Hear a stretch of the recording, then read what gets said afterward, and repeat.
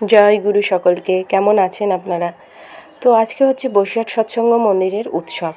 এটা অনুষ্ঠিত হয়েছিল 24শে ডিসেম্বর 2023। তো চলুন আজকে আমরা এই বসিরহাট উৎসব নিয়ে চারিদিকে ঘুরবো, আর কি হচ্ছে না হচ্ছে সব কিছু দেখে নেব, একটা স্মৃতিতে থাকবে। তবে চলুন আগে দেখে নিই উষা কীর্তন।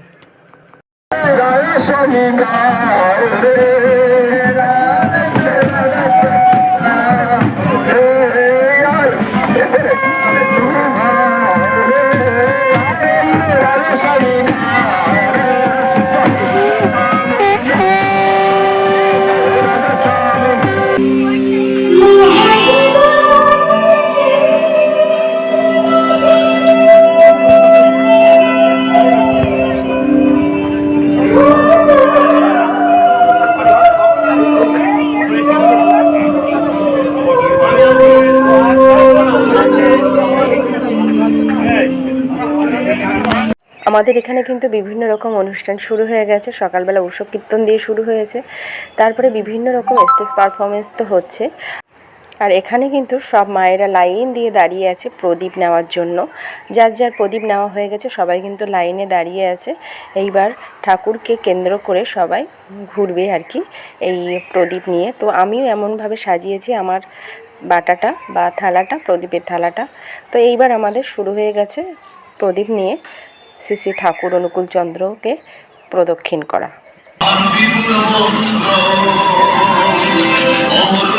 জীবন সান্দ্র আর জীবন মন্ত্র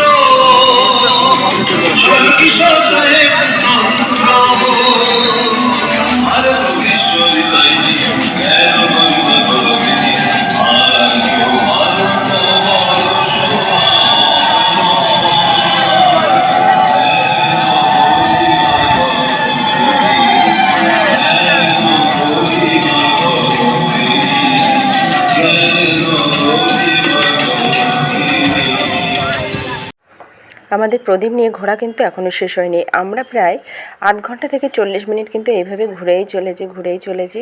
আর কি দারুণ, মানে কি বলবো, ভীষণ রোদ্দুর।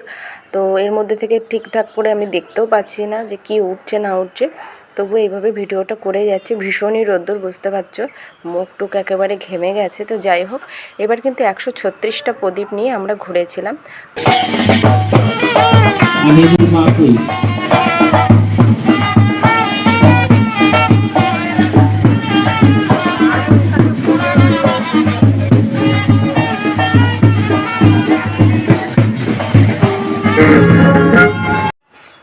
প্রত্যেকবার কি হয় এখানে, মানে যততম ঠাকুরের জন্মদিন বা দিবস আমরা পালন করি, সেই ততটাই প্রদীপ কিন্তু এখানে ধরানো হয়। আর ততগুলো মা কিন্তু এসে সেই প্রদীপগুলোকে নিয়ে আমরা ঠাকুরকে প্রদক্ষিণ করি। এটাই হয় প্রত্যেকবারই নিয়ম। তো এবার যেহেতু 136তম জন্মদিন ঠাকুরের, তাই 136টি প্রদীপ নিয়ে 136 জন মায়েরা কিন্তু আমরা ঘুরছি।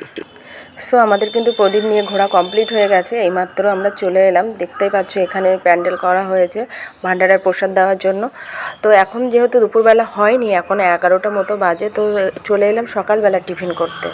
তারপরে চলে গেলাম, তোমাদেরকে একটা দারুণ জিনিস দেখাবো। এই কনসেপ্টটা কিন্তু খুব দারুণ হয়েছে, তোমাদেরকে একটু বুঝিয়ে বলি যে এটা হচ্ছে আমাদের বসিরহাট সৎসঙ্গ মন্দিরটা এমনই দেখতে।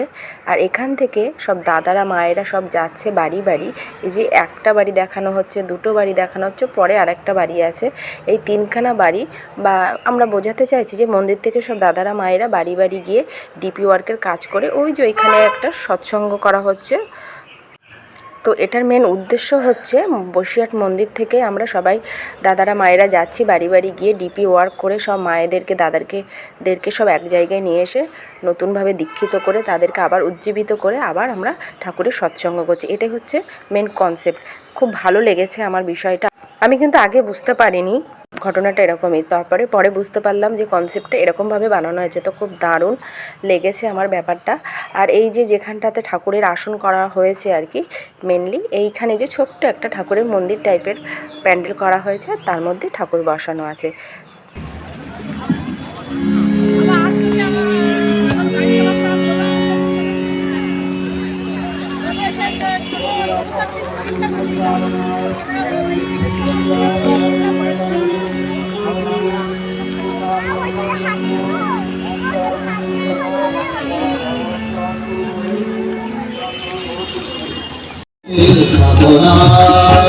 মহাজীবনের জাগে জয়গান, মহাজীবনের জাগে জয়গান, মহাজীবনের জাগে জয়গান।